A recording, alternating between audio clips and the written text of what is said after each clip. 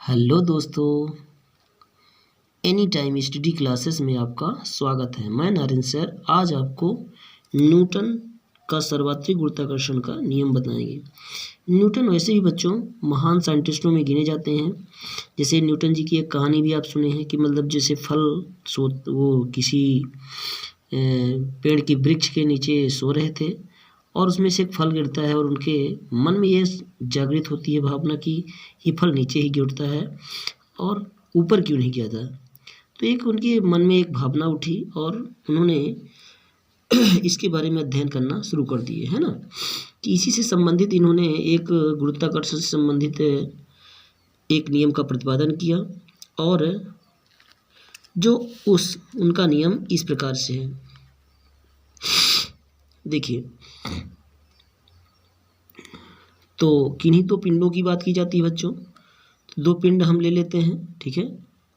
एक मान लीजिए एक पिंड आपका ए है और एक दूसरा पिंड बना देते हैं बच्चों बी, ठीक ना। अब देखिए, तो इन्होंने दो पिंडों के बारे में ले करके दो पिंडों का अध्ययन किया। उन्होंने दो पिंडों को ले करके उन्होंने उनके मध्य लगने वाला आकर्षण बल के बारे में अध्ययन किया और उन्होंने एक नियम का प्रतिपादन किया, है ना। तो सबसे पहले उन्होंने देखिए इनका नियम क्या है, पहले सुन लीजिए। किताबी भाषा आप लिख सकते हैं, कोई दिक्कत नहीं है। जो मैं नियम बताऊंगा उसी प्रकार से आप करेंगे तो कोई दिक्कत नहीं होगी, ठीक है ना।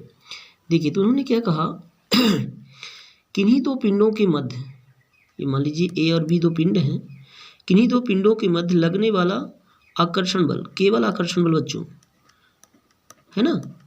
और कूलाम का नियम वहाँ पढ़ेंगे तो आवेशों के मध्य होता है, दोनों बल काम करते हैं।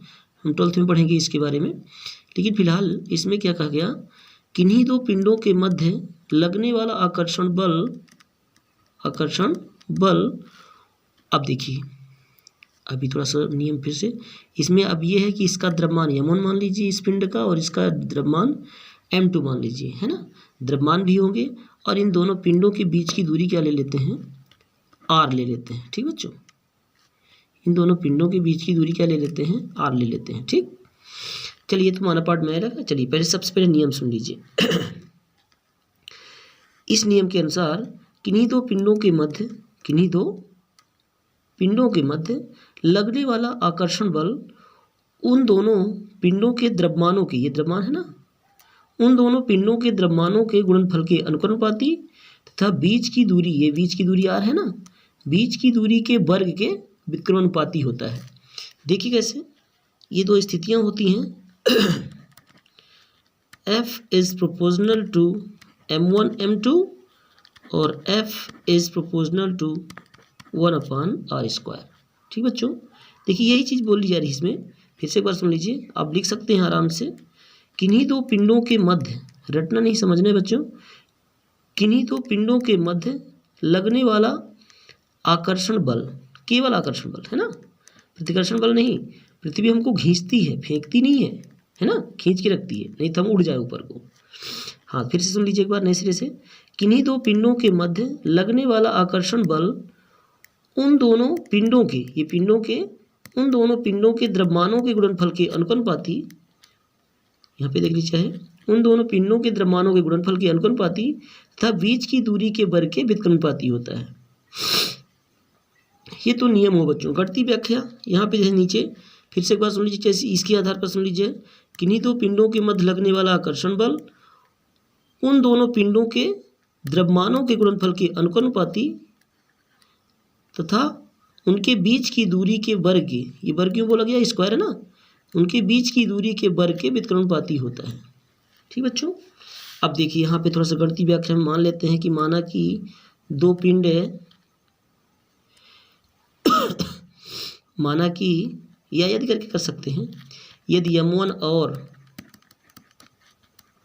m2 द्रव्यमान के दो पिंड हैं, है ना, जिनके बीच की दूरी क्या है, r है, और इन पर लगने वाला बल क्या हो, F हो, तो इस नियम के अनुसार पहली स्थिति में क्या मिलेगा, F is proportional to m1 m2 और दूसरी स्थिति में मिलेगा F is proportional to 1/r², ठीक बच्चों। द्रव्यमानों के गुणनफल के अनुपाती तथा बीच की दूरी, r क्या है, बीच की दूरी के वर्ग लगा है ना, वर्ग के व्युत्क्रमानुपाती होता है, ठीक बच्चों।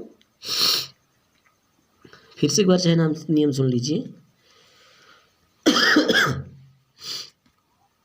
किन्हीं दो पिंडों के मध्य लगने वाला आकर्षण बल उन दोनों पिंडों के द्रव्यमानों के गुणनफल के अनुपाती तथा बीच की दूरी के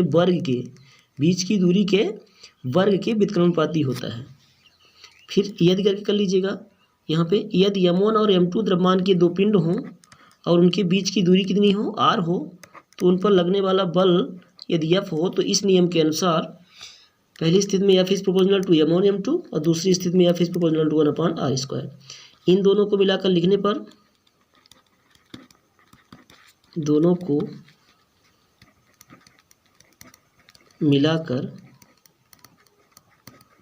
पर ठीक बच्चों, तो इन दोनों को मिलाकर लिखने पर जब करेंगे तो क्या कर देंगे, F is proportional to m1 m2 बटे r²।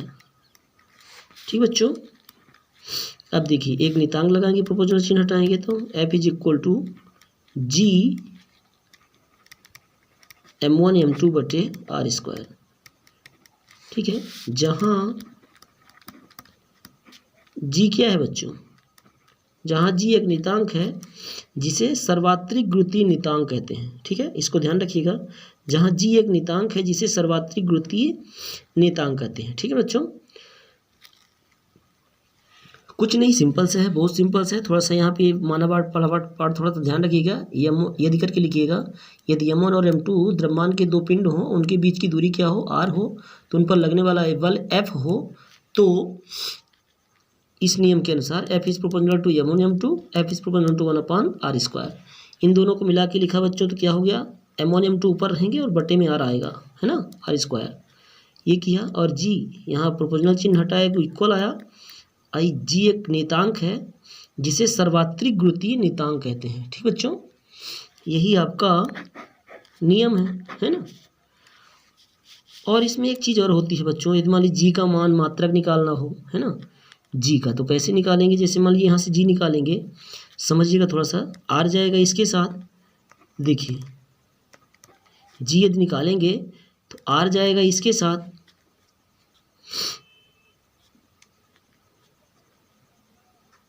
ऐसे कर लेते हैं। देखिए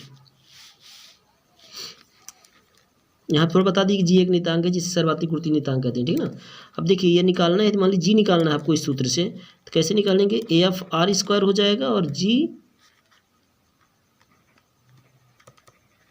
m1 m2। ठीक है ना, और G निकालेंगे तो क्या होगा, F r² बटे m1 m2, ये G मिला। ठीक है ना, अब इसका यदि कोई मात्रक पूछता है बच्चों तो सिंपल से आराम से निकाल लेंगे, क्यों कि G का जो मात्रक होगा तो क्या होगा, बल का मात्रक क्या होता है, न्यूटन, बल का मात्रक न्यूटन, R क्या है, मीटर स्क्वायर, R लंबाई है ना, लंबाई का मात्रक मीटर, और ये दो ठो द्रव्यमान है, द्रव्यमान मतलब किलोग्राम, तो किलोग्राम स्क्वायर हो जाएगा। ठीक है, G का मात्रक। ठीक, अब देखिए इसके आधार पर अब एक चीज़ और कर सकते हैं आप, इसको कैसे लिखेंगे, ऐसे लिख सकते हैं, न्यूटन मीटर स्क्वायर अब प्रति किलोग्राम, ये माइनस लगा देंगे तो प्रति बन जाएगा। ठीक ना, इसको ऐसे लिखा जा सकता है, ये G का मात्रक है। ठीक बच्चों, अब बिमी सूत्र की बात आए तो बिमी सूत्र भी थोड़ा देख लीजिए इसका, इसी सूत्र से, इस सूत्र से G का बिमी सूत्र, देखिए बिमी सूत्र कैसे निकलेगा, अब सूत्र हम लिख देते हैं। देखिए पहले बल का, तो बल का क्या होता है पता है आपको, mlt-2, फिर R है तो R क्या है बच्चों, एक लंबाई है तो L² हो जाएगा, और M क्या है, द्रव्यमान है, द्रव्यमान को हम किससे दर्शाते हैं, M से। ठीक है, तो दो ठो M है, एक ठो M से एक ठो M कट गया, M एक ऊपर जाएगा तो क्या हो जाएगा आपका, देखिए L का गुणा होगा तो L³ हो जाएगा, और ये M की पावर -1, L की पावर 3 और T की पावर -3,